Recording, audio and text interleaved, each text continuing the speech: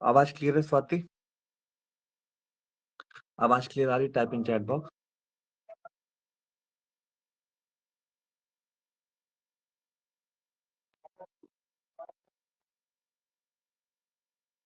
ठीक है, हम लोगों ने इसके बारे में एबी कर्व के बारे में सारे कर्व को हम लोगों ने देख लिया था। देखो क्या क्या पॉइंट, ये हमारा फिगर है।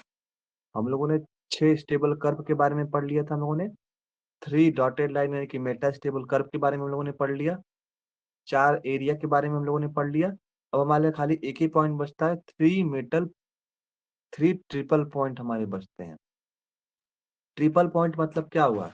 ट्रिपल पॉइंट से आप यही समझते हो कि मतलब एक ऐसा पॉइंट जहाँ पे 3 पॉइंट आपस में मिलते हैं। तो बी एक ऐसा पॉइंट है, अगर यहाँ पे देखोगे बी एक ऐसा पॉइंट है जहाँ से ग्रीन वाली लाइन, जहाँ से ऑरेंज वाली लाइन बीसी लाइन, देखो बीई है ना, जहाँ पे बीई वाली लाइन बी पे मिल रही है, बीसी वाली लाइन बी पे मिल रही है, ए बी वाली लाइन बी पे मिल रही है, यानी कि ट्रिपल पॉइंट कौन सा हो गया? एक तो बी हो गया।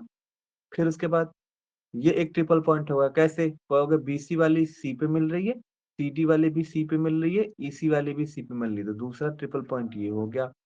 तीसरा ट्रिपल पॉइंट कौन सा हो गया? आप देखोगे जरा, हो गया ई वाली हो गया।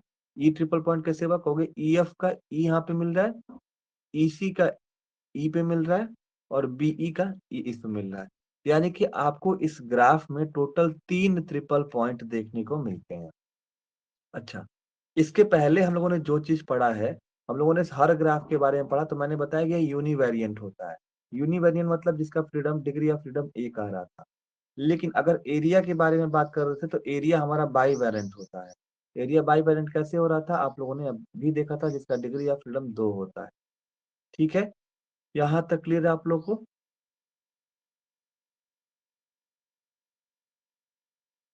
तो आज हम लोग देखेंगे ट्रिपल पॉइंट बी सी ई के बारे में। ठीक है,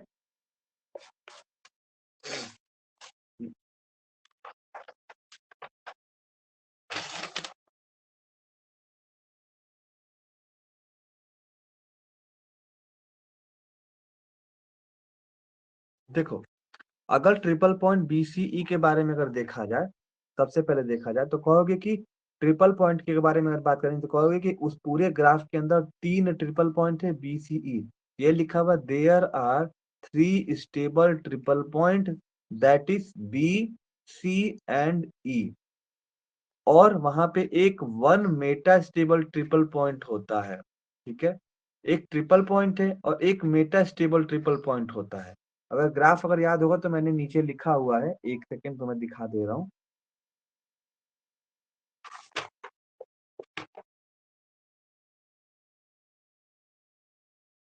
हमारे पास क्या होता है?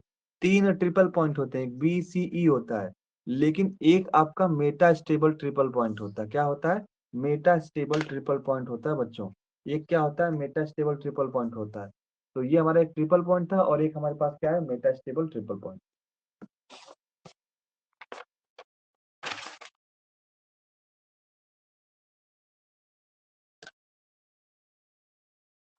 चलो आगे बढ़ते हैं। तो मैंने आपको यही बताया भैया कि ट्रिपल पॉइंट आपका क्या होता है? 3 स्टेबल ट्रिपल पॉइंट होते हैं। तो एक बी होता है, सी होता है, की होता है, और एक जो हमारा होता है, एक हमारे पास जो होता है वो मेटा स्टेबल ट्रिपल पॉइंट होता है। एक हमारे पास मेटा स्टेबल ट्रिपल पॉइंट इसके अंदर देखने को मिलता है। तो अगर इसके बारे में अगर हम लोग सबसे पहले बात करेंगे, तो कहोगे कि जब फेज डायग्राम हम बना रहे हैं इसके अंदर, तो आपको देख रहे हो कि 3 ठो तो हमें फेज देखने के लिए मिल रहा है। 3 हमें क्या देखने के लिए मिल रहा है? फेज देखने के लिए मिल रहा है। 3 फेज, अब जाहिर सी बात है 3 ही फेज, 3 फेज आपस में मिल रहे हैं ना हर एक पॉइंट पे, तो कहोगे कि यहाँ पे 3 फेज देखने के लिए मिल रहे हैं इक्विलिब्रियम में। सल्फर रॉम्बिक, सल्फर मोनोक्लिनिक एंड फिर से सल्फर मोनोक्लिनिक ही आपको देखने के लिए मिलेगा। तो 3 फेज, क्योंकि आप अलग अलग देख रहे हो, सल्फर रॉम्बिक, सल्फर मोनोक्लिनिक और सल्फर वेपर होगा। ये जो क्या है कि इक्विलिब्रियम में है। तो अगर इसके बारे में बात किया जाए, अगर 3 फेज देखने के लिए मिल रहा है इसके अंदर, तो आप क्या कहोगे कि एफ बराबर में सी माइनस पी प्लस टू, यहाँ पे कंपोनेंट तो एक ही है, सल्फर ही है ना, और फेज कितना है? 3 ठो है, और प्लस क्या हो गया? 2। इसको जब माइनस करोगे तो क्या आ जाएगा? 0 आ जाएगा। यानी कि जो ट्रिपल पॉइंट मतलब क्या हो गया? जहां पे सब जाके मिलते हैं उसको 0 पॉइंट भी बोलते हैं, या ट्रिपल पॉइंट के नाम से भी जाना जाता है। इसीलिए क्या होता है? इसका डिग्री ऑफ फ्रीडम 0 होता है, इसलिए इसको बोलते हैं नॉन वेरिएंट। क्या होता है? Non variant. यहाँ तक कोई दिक्कत, कोई परेशानी? Type in chat box.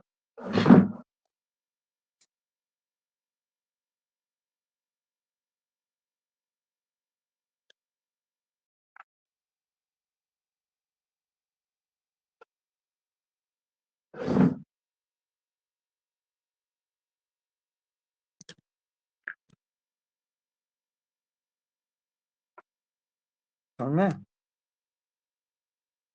चलो आगे बढ़ते हैं। Shweta, all clear? अब यहाँ पे बात करते हैं एक एक पॉइंट के बारे में कि पॉइंट सी क्या बताता है, पॉइंट बी क्या बताता है। ठीक है,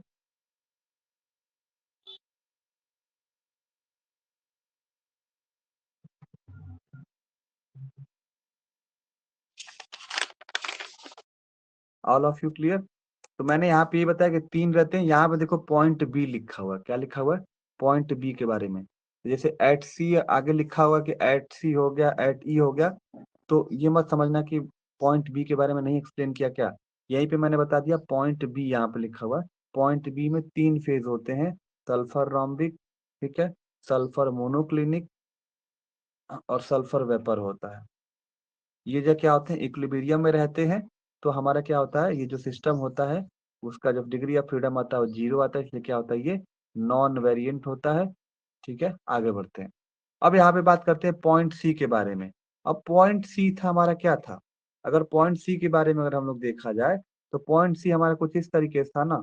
जैसे यहाँ पे अगर बन रहा था तो पॉइंट सी हमारा यही था, ये बी था और ये सी था और ये ऊपर वाला ई था। तो सी वाला देखो किसके बारे में बात कर रहा है। सी वाले में क्या हो रहा है, इधर मोनोक्लिनिक है, इधर की तरफ वेपर है और ऊपर की तरफ लिक्विड है। तो सी किसके बारे में बात करता है? तो कहोगे कि जो थ्री इसके अंदर भी सी पॉइंट पे भी 3 फेज रहते हैं।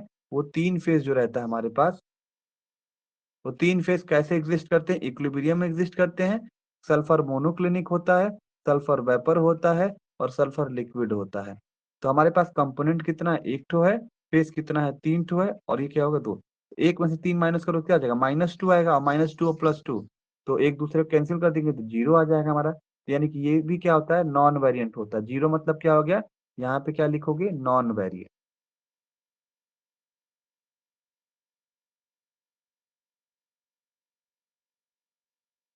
ठीक है, अब यहाँ पे बात करेंगे पॉइंट ई के बारे में। तो पॉइंट ई के बारे में अगर हम लोग बात करते हैं तो इसमें भी 3 फेज एग्जिस्ट करता है। कौन कौन सा? सल्फर रोम्बिक, सल्फर लिक्विड और सल्फर मोनोक्लिनिक होता है। ये भी तीनों एक दूसरे के इक्विलिब्रियम में रहते हैं। तो ये जो सिस्टम होगा वो क्या होगा? नॉन वेरिएंट होगा। ठीक है, एट पॉइंट ओ। अब यहाँ पे डिग्री ऑफ फ्रीडम निकालोगे, एफ बराबर में क्या होता है? सी माइनस पी प्लस टू। इसका कंपोनेंट 1 ही है। फेज हमारा 3 ठो है और उसको जब किया तो क्या आ गया? सिस्टम हमारा जी भी क्या हो गया? नॉन वेरिएंट हो गया। इतना आपको ग्राफ में लिखना होगा। यहाँ तक कोई दिक्कत, कोई परेशानी बताओ?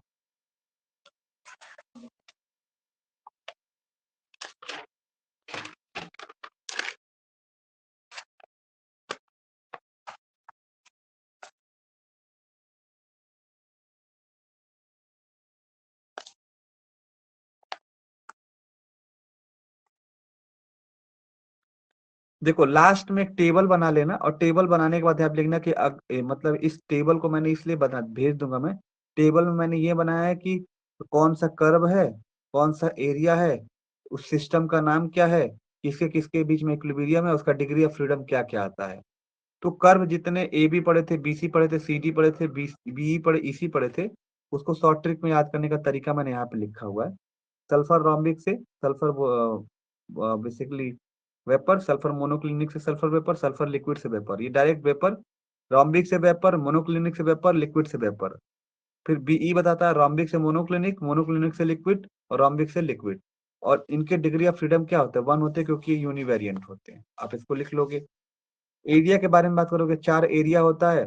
तो ये भाई सब्लिमेशन कर्व, फ्यूजन कर्व थोड़ा इसका नाम लिखा जाता है, इसका कुछ नहीं लेते हैं हम, नेम ऑफ सिस्टम कुछ नहीं रहता इसका। लेकिन फेज ऑफ इक्विलिब्रियम क्या रहता है? ये अगर वेपर रहता है, लिक्विड रहता है, मोनोक्लिनिक रहता है, और ये क्या रहता है? रोम्बिक रहता है। तो ये जो होते हैं वाई वेरिएंट एरिया होते हैं, तो सबका डिग्री ऑफ फ्रीडम 2 आता है। टेबल बना के लिख लोगे। मेटास्टेबल कर्व के बारे में बात करोगे तो कहोगे मेटास्टेबल डॉट लाइन से दिखाते हैं। इसको किससे दिखाते हैं? डॉट लाइन से दिखाते हैं ना, डॉट लाइन से। अब डॉट लाइन से अगर इसको दिखाते हो तो बताओगे कर्व कितने कितने होते हैं? बीओ होता है, सीओ होता है, ईओ होता है। किसके बीच में इक्विलिब्रियम, तो रोम्बिक से वेपर में इक्विलिब्रियम दिखाता है, लिक्विड से वेपर में इक्विलिब्रियम दिखाता है, रोम्बिक से लिक्विड में दिखाता है, तो इसका भी जो डिग्री ऑफ फ्रीडम आता है 1 आता है। ट्रिपल पॉइंट क्या क्या होगा, ट्रिपल पॉइंट आपको होता है कि बी है, सी है, ई है, लेकिन इसके अंदर क्या होगा, आपका जो बताओगे यहाँ पे कि यहाँ पे डिग्री ऑफ फ्रीडम क्या होगा, 0, क्योंकि नॉन वेरिएंट है। सल्फर रोम्बिक बी वाला जो सल्फर रोम्बिक मोनोक्लिनिक को मैंने बताया ना, वेपर सही कर लो, तो वेपर तीनों के बीच में इक्विलिब्रियम दिखाता है। सी जो दिखाता है रोम्बिक लिक्विड वेपर के बीच में इक्विलिब्रियम दिखाता है। ई जो हमारा होता है रोम्बिक मोनोक्लिनिक और लिक्विड के बीच में इक्विलिब्रियम दिखाता है। और एक होता है मेटा स्टेबल पॉइंट, जिसको हम लोग ओ बोलते हैं, 0 पॉइंट बोलते हैं, जिसमें रोम्बिक लिक्विड और सल्फर वेपर जो होता है वो क्या होता है, जो कि हमारा एक मेटा स्टेबल कर्व के बारे में बताता है, या मेटा स्टेबल ट्रिपल पॉइंट के बारे में बताता है। यहाँ तक कोई दिक्कत, कोई परेशानी?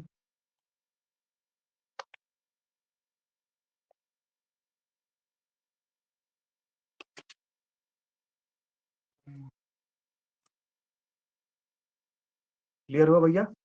अब यहाँ पे बहुत बड़ा सा हेडिंग डालोगे, B point, bi component system.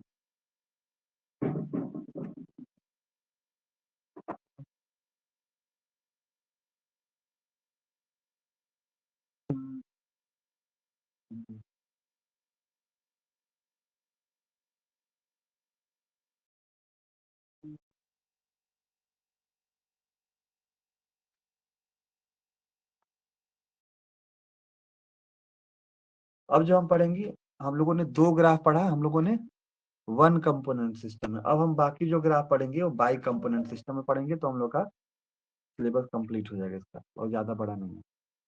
अब बाई कंपोनेंट सिस्टम में क्या होगा देखिए, तो यहाँ पे इसको एक्सप्लेन करोगे, what do you understand by by component system, ठीक है ना? तो यहाँ पे लिखोगे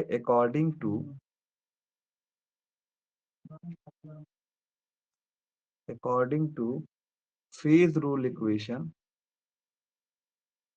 according to phase rule equation, according to phase rule equation हम क्या जानते हैं, एफ बराबर में क्या होता है, एफ बराबर में होता है सी माइनस पी प्लस टू। और बाई कंपोनेंट सिस्टम है, तो कंपोनेंट यहाँ पे क्या हो जाएगा, कंपोनेंट यहाँ पे क्या हो गया, 2 रहेगा, और जो फेज रहेगा, अब वो फेज जो भी रहे यहाँ पे, ठीक है, फेज कुछ भी हो सकता है, हमें नहीं पता। तो यहाँ पे जब डालोगे कंपोनेंट क्या हो गया, 2 हो गया, माइनस पी, फेज को ऐसे ही रखोगे, प्लस 2। तो जब इस पी को उधर लेके जाओगे तो क्या हो जाएगा, कहने का मतलब क्या है, 2 2 क्या हो जाएगा, 4, और 4 माइनस पी, जो भी फेज आएगा उसको 4 से माइनस करोगे, तो हमारा बाई कंपोनेंट सिस्टम का डिग्री ऑफ फ्रीडम आएगा, ठीक है। जैसे सपोज दैट, एक एग्जाम्पल हम यहाँ पे कराते हैं। एग्जाम्पल में आपको क्या दिया हुआ है, एग्जाम्पल में दिया है कि आपके पास फेज जो है 1 है, लेकिन कंपोनेंट बाई कंपोनेंट सिस्टम पढ़ो तो हमेशा ध्यान देना, बाई कंपोनेंट का मैं जब भी एग्जांपल कराऊंगा तो उसमें कंपोनेंट 2 रहेंगे, तो कंपोनेंट क्या रहेंगे, 2 रहेंगे, तो यानी कि डिग्री ऑफ फ्रीडम का फॉर्मूला क्या होता है, एफ बराबर में सी माइनस पी प्लस टू। तो क्या हो गया, कंपोनेंट कितना है, 2 है, फेज कितना है, 1 है, और प्लस 2, 2 में से एक या क्या बचा, 1 बचा, प्लस 2 कितना हो गया, टोटल 3 बचा। यानी कि ये हमारा क्या हो गया, क्या लिखते हो तुम लोग, हाँ, सिंगल यूटेक्टिक पॉइंट वाला पढ़ने जा रहे हैं।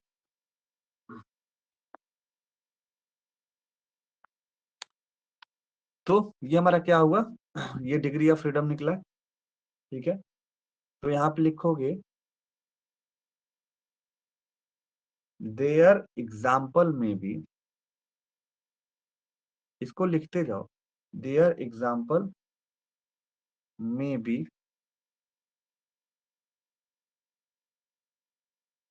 देयर एग्जाम्पल में B mixture of two gases, their example में बी मिक्सचर ऑफ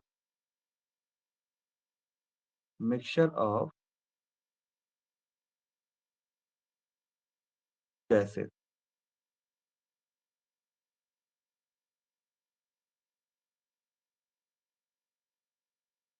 ठीक है। तो आपने बताया पहले कि आपका बाई कंपोनेंट सिस्टम अगर शॉर्ट नोट सीखने के लिए आएगा तो पहले बताना अकॉर्डिंग टू फेज रूल हमारा कंपोनेंट 2 होता है, तो बता देना फॉर्मूले से प्रूफ करना क्या होगा, 4 minus P is the equation of by component system. फिर आप एक एग्जाम्पल दिखाना और बता देना कैसे निकालते हैं। फिर बताना कि बहुत सारे एग्जाम्पल हैं, जैसे कि मान लेते हैं कि एग्जाम्पल आप कोई मिक्सचर आप गैसेस लेते हैं, 2 गैसेस का मिक्सचर लेते हैं, ठीक है? तो लिखोगे कि 10 when 2 component are present, when 2 component are present.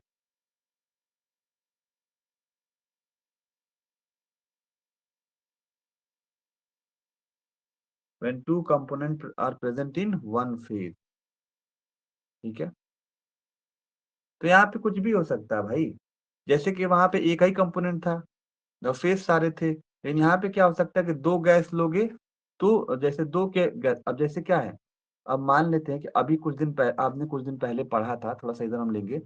हम इसके पीछे वन कंपोनेंट में क्या रहे थे, कंपोनेंट तो हमारा एक ही था, सल्फर एक था, लेकिन उसके कई सारे फेस हो रहे थे। लेकिन अब जो हम पढ़ने वाले, जैसे कि गैसियस का एग्जांपल लेंगे, तो यहाँ पे क्या होगा, कंपोनेंट, अब यहाँ पे अब अगर फेज देखा जाए, तो अगर मान लेते हैं कि नाइट्रोजन गैस ले लिया, ऑक्सीजन गैस ले लिए, तो उसके लिए फेज क्या लोगे, फेज तो एक ही लोगे ना। तब गैसियस में फेज एक ही हो जाता है भाई, नाइट्रोजन भी गैस है, ऑक्सीजन भी गैस है, लेकिन कंपोनेंट क्या है, तो 2 कंपोनेंट से मिलके बना हुआ है, तो यहाँ कंपोनेंट 2 हो जाएगा। समझ रहे हो? तो यानी कि यहाँ पे क्या होगा, कुछ भी हो जाएगा, लेकिन फीस यहाँ पे लगभग लगभग आपको हर जगह कभी कभी एक ही देखने के लिए मिलेगा, लेकिन आपका कंपोनेंट मतलब देखने को मिलता है ज्यादा। जैसे कि गैसियस में पढ़ रहे हो ना, गैसियस में अगर पढ़ने वाले हो, गैस वगैरह में पढ़ोगे या तो आपको कहीं कहीं पे कंपोनेंट एक ही देखने को मिलेगा, या 2 ही देखने के लिए मिलेगा। लेकिन आप बाई कंपोनेंट पढ़ रहे हो तो आपका कंपोनेंट 2 रहेगा, लेकिन फेज आपका या 1 रहेगा या 2 रहेगा। लेकिन अभी इसके पहले जो पढ़ रहे थे, पानी ले लिए थे, पानी कंपोनेंट 1 था, लेकिन उसके कई फेज थे, सॉलिड, लिक्विड, गैस। फिर उसके बाद आपने लिया क्या, सल्फर का लिए, तो सल्फर के कई फेज थे, लाम्बिक, मोनोक्लिनिक, लिक्विड, वेपर। अब गैस लिए हो, ऑक्सीजन ले लिए और N2 ले लिए, तो क्या ये 2 कंपोनेंट का बना है, अलग अलग कंपोनेंट का, लेकिन फाइनली क्या बनेंगे, गैसे बनेंगे ना दोनों मिक्स होके। तो इसको क्या लोगे, फेज कितना कहोगे कि भाई ये भी गैस, ये भी गैस, ये भी गैस, तो क्या होगा, एक ही फेज हुआ। ठीक है? तो वही इसने लिखा है कि द एग्जाम्पल में be the mixture of 2 gases. तो बताओगे कि इसके कंपोनेंट कितने होंगे, 2 होंगे, और दोनों कंपोनेंट एक सिंगल फेज में प्रेजेंट रहेंगे। किसमें रहेंगे, एक सिंगल फेज में प्रेजेंट रहेंगे। तो डिग्री ऑफ फ्रीडम जो रहेगा वो 3 आएगा, 3 आएगा। लिखोगे the degree of freedom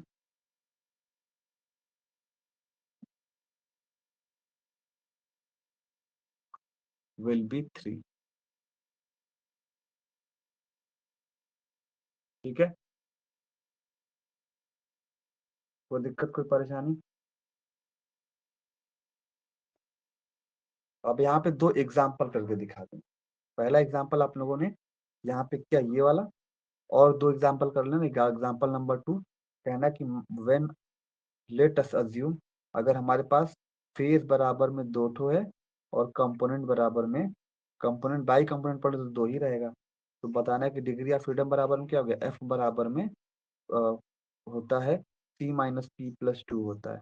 component कितना है, 2 ठो है, फेज कितना है, 2 ठो है प्लस 2, ये 2 कैंसिल हो गया, क्या बचा, कहोगे 2 ही बचा, यानी कि जो डिग्री ऑफ फ्रीडम आया क्या आएगा, वो 2 आया। ठीक है? तो यहाँ पे लिखोगे इसके बारे में डैश डाल के, द एग्जाम्पल में भी,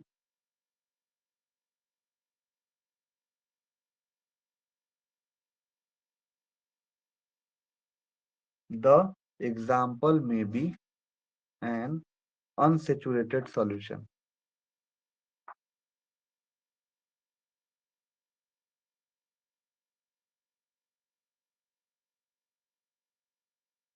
ठीक है? Unsaturated solution of sodium chloride.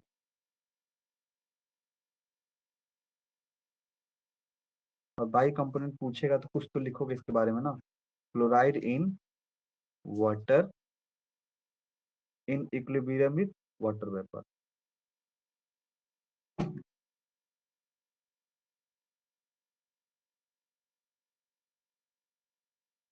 ठीक है, आगे बढ़े, एक और एग्जांपल देना इसके बारे में। और तीसरा एग्जांपल जो हमारे पास रहेगा, बताना कि पहले आपने बताया कि फेज हमारे पास 1 ठो है, दूसरा बार बताया कि फेज आपका कितना है, 2 ठो है। अब हम लेंगे कि जब हमारा फेज जो रहेगा वो 3 रहेगा, व्हेन फेज विल बी 3, और कंपोनेंट तो आपको पता ही है कि 2 ही रहेगा हमेशा। अगर ये रहता है तो क्या होगा, तो कहोगे इसका होता है एफ बराबर में होता है सी माइनस पी प्लस टू। तो सी क्या है, कंपोनेंट कितना है, 2 ठो है, फेज कितना है, 3 ठो है, और प्लस 2। जब इसको हम लोग सॉल्व करेंगे तो क्या आएगा, कहोगे ये 2 में से 3 में से 2 गया तो क्या हो गया, -1 + 2। ठीक है, यानी इसकी जो वैल्यू आएगी कितनी आएगी, 1 आएगी, कितनी आएगी, 1 आएगी। ठीक है, तो यहाँ पे लिखोगे द एग्जाम्पल में B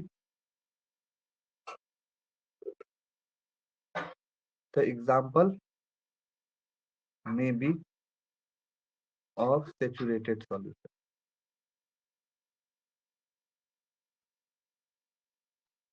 saturated solution of sodium sulphate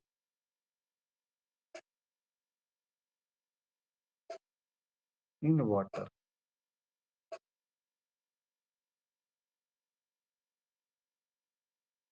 अब देखो, आपने बाई कंपोनेंट में 3 एग्जांपल दिया। अगर हमारे पास फेज 1 रहेगा, अगर हमारे पास फेज 2 रहेगा, अगर हमारे पास फेज 3 रहेगा। अगर फेज 1 रहा, फेज 1 आया, तो बताओगे इसके अंदर क्या रहेगा, इसके अंदर जो फेज रहेगा एक ही रहेगा। गैस लेंगे ना तो 2 कंपोनेंट रहेगा, एक फेज रहेगा। एक फेज में आएगा तो कहोगे कि मिक्सचर ऑफ गैस के लिए लिया गया है। अगर हमारे पास फेज 2 रहता है और कंपोनेंट 2 रहता है, तो कहोगे ये जो एग्जांपल लिया जाएगा वो अनसेचुरेटेड सॉल्यूशन का रहेगा। अनसेचुरेटेड सॉल्यूशन रहेगा, ठीक है, सोडियम क्लोराइड हो, क्लोराइड का वाटर के साथ इक्विलिब्रियम में। अगर हमारे पास फेज 3 रहेगा तो ये क्या रहेगा, वो अनसेचुरेटेड के लिए था, अब ये रहेगा सेचुरेटेड सॉल्यूशन के लिए था। तो saturated solution of sodium sulphate in water, ये था। ठीक है, आपको बाई कंपोनेंट सिस्टम में कौन कौन से ग्राफ पढ़ना है, तो following graphs are study. Following graph कौन कौन से भैया, पहला हमें जो ए पढ़ना है,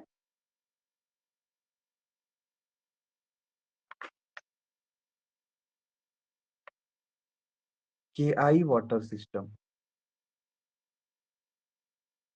के आई वाटर सिस्टम पढ़ना है। क्या पढ़ना है बच्चों, के आई वाटर सिस्टम पढ़ना है। आपको सिलेबस में मैं बता रहा हूँ। लेड सिल्वर सिस्टम पढ़ना है। बी, लेड सिल्वर सिस्टम पढ़ना है। ठीक है, क्या पढ़ना है, लेड सिल्वर सिस्टम पढ़ना है। ठीक है, उसके बाद ये आपका सिलेबस कवर है। फिर लास्ट में हम लोग को एक टॉपिक पढ़ना है, इसके बाद इफेक्ट ऑफ कूलिंग क्या होता है। इफेक्ट ऑफ कूलिंग क्या होता है। ठीक है, यहाँ तक कोई दिक्कत, कोई परेशानी।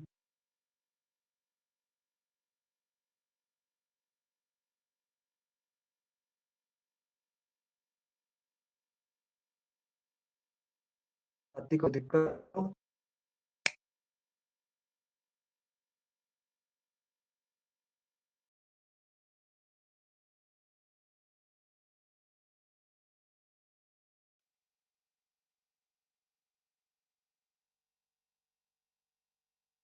कहाँ से कटा था, टाइप इन चैट बॉक्स। कहाँ से ब्रेक हुआ था, यहाँ तक क्लियर है। Hello, type in chat box. Aman, all clear, कहाँ से ब्रेक हुआ था भाई, बता दो हमको। अमन, स्वाति।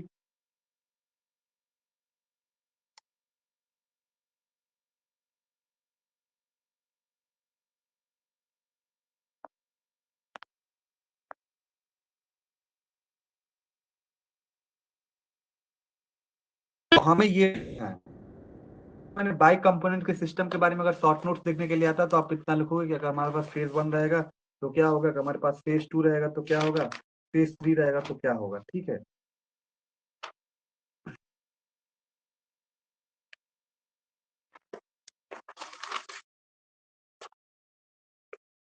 यहाँ तक कोई दिक्कत है, कोई परेशानी।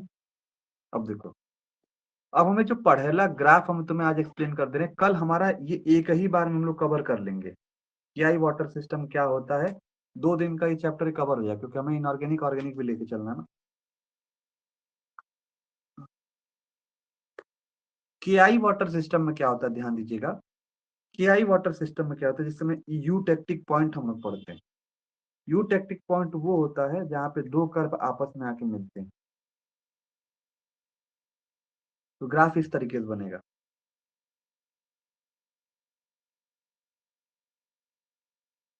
ठीक है? ये मान लेते हैं 0% है, ये मान लेते हैं 100%। हम यहाँ पे लेंगे कंपोजिशन ऑफ, हम लोग क्या पढ़ रहे हैं? केआई वाटर सिस्टम पढ़ रहे हैं। क्या पढ़ रहे हैं? केआई वाटर सिस्टम पढ़ रहे हैं। तो ये इधर लोगे, इस एक्स एक्सिस पे लिखो क्या? Composition, composition of KI, composition of KI. और इधर की तरफ लेते हैं टेम्परेचर, मतलब इस एक्सिस पे भी टेम्परेचर लेंगे, इस एक्सिस पे भी टेम्परेचर लेंगे। तो हम मान लेते हैं, यहाँ पे क्या लेते हैं? केआई वाटर सिस्टम अगर पढ़ रहे हैं तो यहाँ पे सबसे पहले देखते हैं क्या, अगर सिंपल भाषा में अगर देखा जाए तो इसको हम लोग सॉल्ट वाटर सिस्टम के नाम से भी जाना जाता है, ठीक है? यहाँ पे लेते हैं, देखो इधर की तरफ क्या लेते हैं, ये देखो 0 डिग्री सेंटीग्रेड टेम्परेचर। तो इधर की तरफ आप क्या लेंगे, क्या यहाँ से ऐसे बनाओगे, ये थोड़ा नीचे रहेगा ग्राफ, और ये थोड़ा सा ऊपर की तरफ बना दोगे।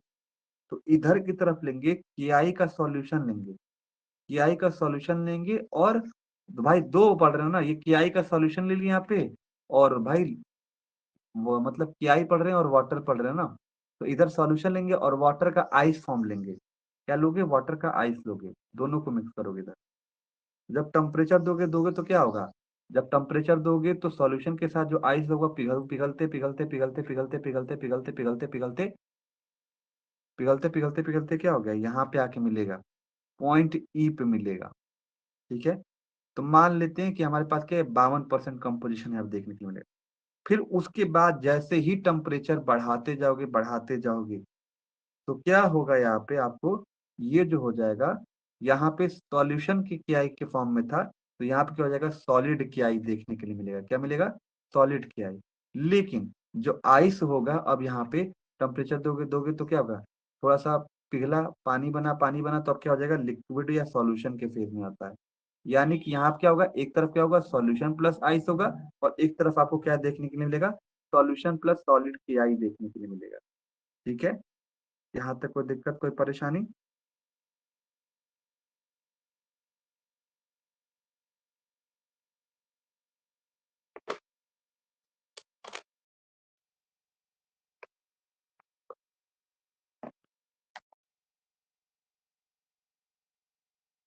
ये रहा केआई वाटर सिस्टम का ग्राफ, ठीक है?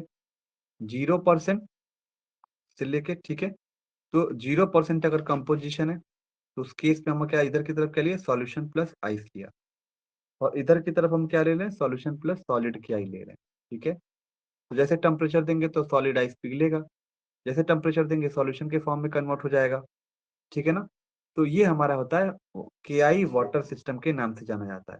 इसके पहले तुम लोगों को आज के टॉपिक में स्टेबल मेटा स्टेबल कर्व या स्टेबल मेटा स्टेबिलिटी पॉइंट क्या होती है, फिर हमने बताया कि बाई कंपोनेंट सिस्टम क्या होता है, उनका इंट्रोडक्शन, क्योंकि वो पूछा जाता है। और हम लोग को दो ग्राफ पढ़ना है, तो कल केवाई वाटर सिस्टम पढ़ लेंगे, और परसों वाले में दूसरा हम लोग पढ़ लेंगे, कौन सा? आपको लेड सिल्वर सिस्टम पढ़ लेंगे, ठीक है? तो इसी के माध्यम से पढ़ लेंगे ताकि हमें लिखना भी ना पड़े और कम टाइम में हम लोग का सारा कंप्लीट हो जाए। चलो इस क्लास को हम यहीं पे रोकते हैं, ओके?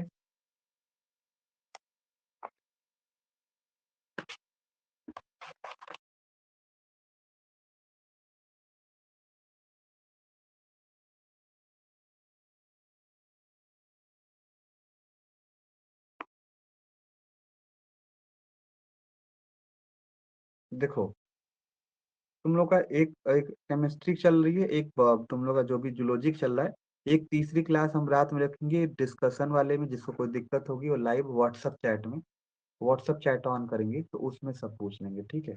वो लगभग रात में 9 बजे रहेगा, रोज पर डे। अभी हम इसका नोटिफिकेशन डाल देते हैं, ठीक है? लीव कर जाओ।